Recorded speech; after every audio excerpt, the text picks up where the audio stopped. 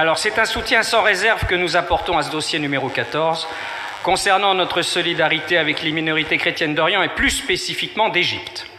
Et ce, pour au moins 3 raisons essentielles. Nous considérons comme exemplaire la volonté farouche de ces minorités à s'accrocher à leur terre contre vents et marées. Cet enracinement à sa terre revêt pratiquement une dimension sacrée.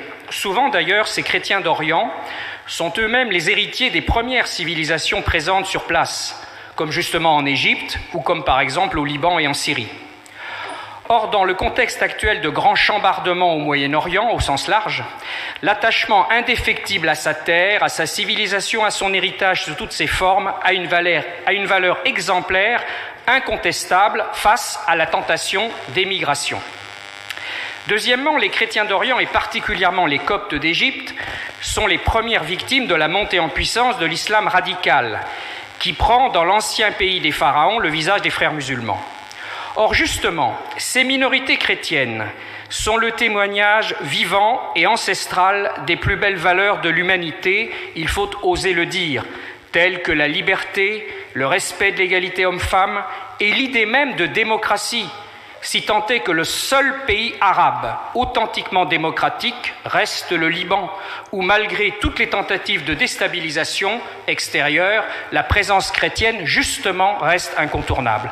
Troisièmement, le soutien de la France aux chrétiens d'Orient s'inscrit dans une tradition qui remonte à Saint-Louis, en passant par François Ier, Louis XIV, mais aussi Napoléon III et, qui l'aurait cru, Clémenceau.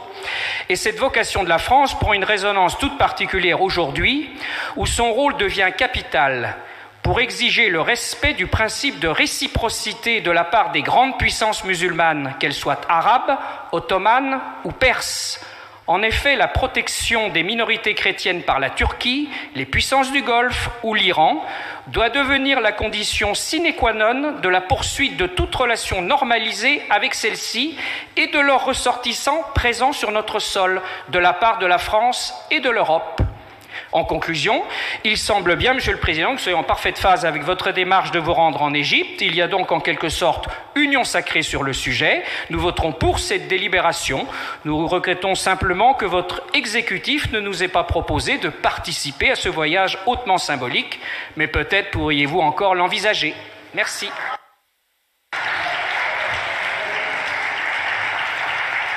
Très bien, nous continuons. Monsieur Collin, vous voyez que tout le monde est d'accord avec